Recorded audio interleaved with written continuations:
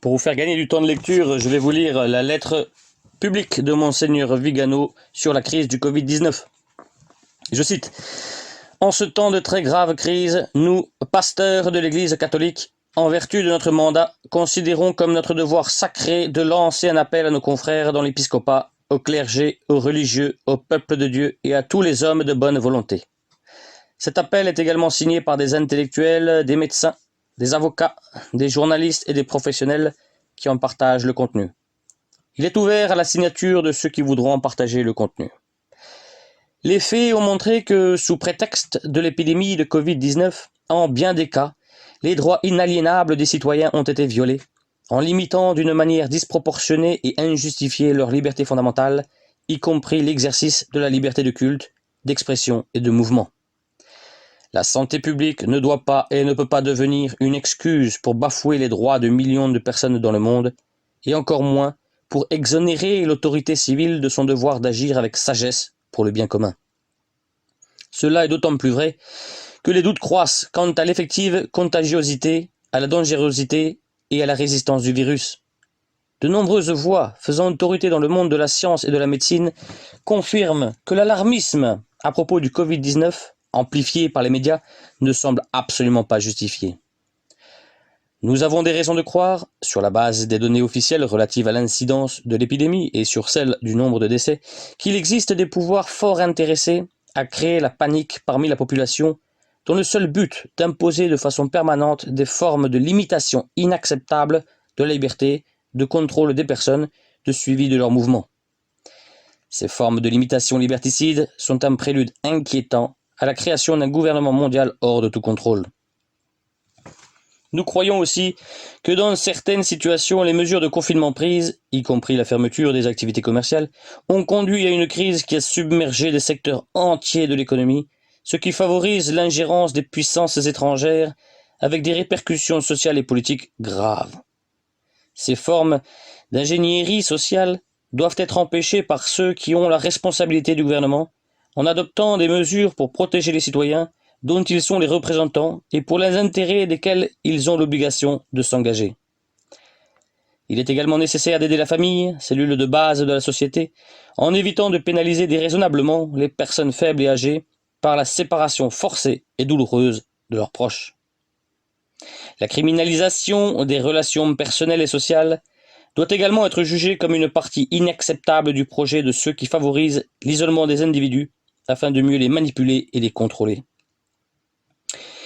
Nous demandons à la communauté scientifique de veiller à ce que les soins pour le Covid-19 soient promus honnêtement pour le bien commun, en évitant scrupuleusement que des intérêts iniques influencent les choix des gouvernements et des organismes internationaux.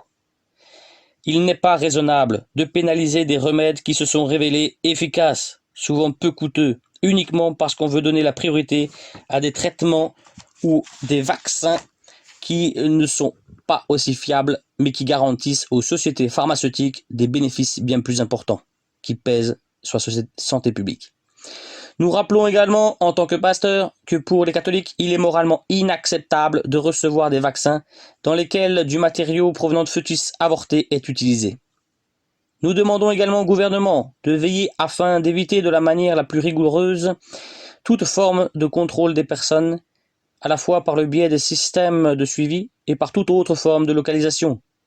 La lutte contre le Covid-19, aussi grave soit-il, ne doit pas être le prétexte pour approuver des projets douteux d'entités supranationales nourrissant de très forts intérêts commerciaux et politiques. En particulier, les citoyens doivent avoir la possibilité de refuser ces limitations de la liberté personnelle sans qu'il soit imposé aucune forme de sanction à ceux qui ne veulent pas recourir au vaccin ni accepter des méthodes de suivi et tout autre instrument similaire. Il faut considérer également la contradiction flagrante dans laquelle se trouvent ceux qui poursuivent des politiques de réduction drastique de la population et qui se présentent en même temps comme des bienfaiteurs de l'humanité sans aucune légitimité politique ou sociale.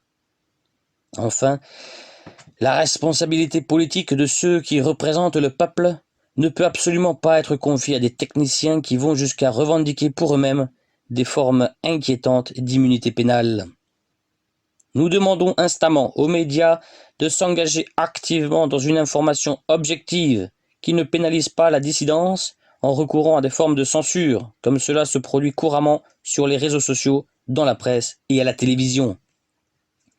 L'information correcte exige qu'un espace soit accordé aux voix qui ne sont pas alignées sur la pensée unique, permettant aux citoyens d'évaluer consciemment la réalité sans être indûment influencés par des interventions partisanes.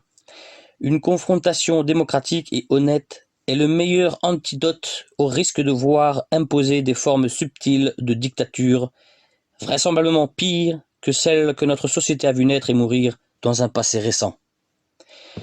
Enfin, nous rappelons en tant que pasteurs responsables du troupeau du Christ que l'Église revendique fermement son autonomie dans le gouvernement, dans le culte, dans la prédication. Cette autonomie et cette liberté sont un droit inhérent que le Seigneur Jésus-Christ lui a donné pour la poursuite de ses propres fins.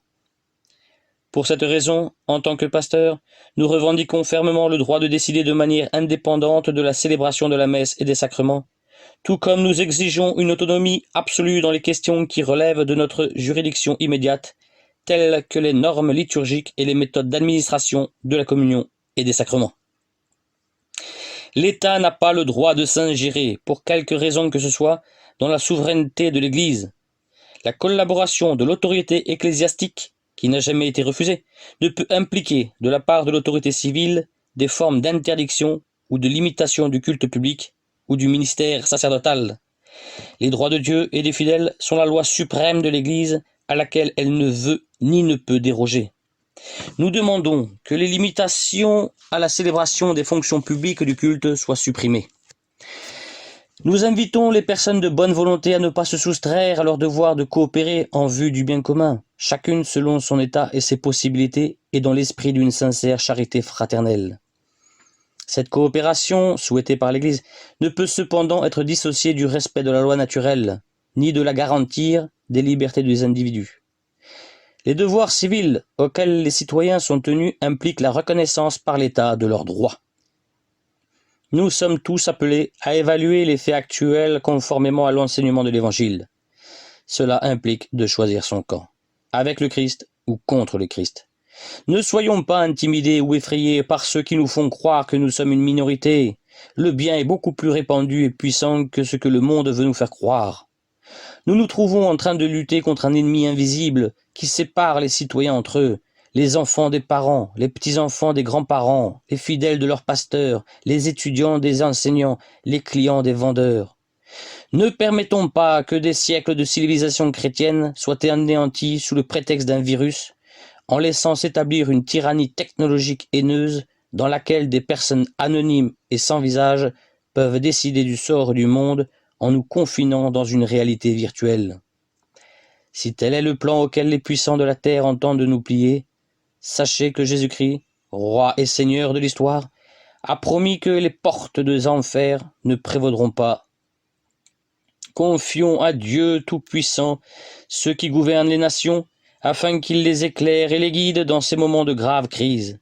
Qu'ils se souviennent que, tout comme le Seigneur jugera les pasteurs pour le troupeau qui leur a été confié, de même il jugera ceux qui détiennent le pouvoir et qui ont le devoir de préserver et de gouverner leur peuple. Prions avec foi le Seigneur pour qu'il protège l'Église et le monde. Que la très sainte Vierge, auxiliatrice des chrétiens, écrase la tête de l'ancien serpent, confonde et déroute les plans des enfants des ténèbres.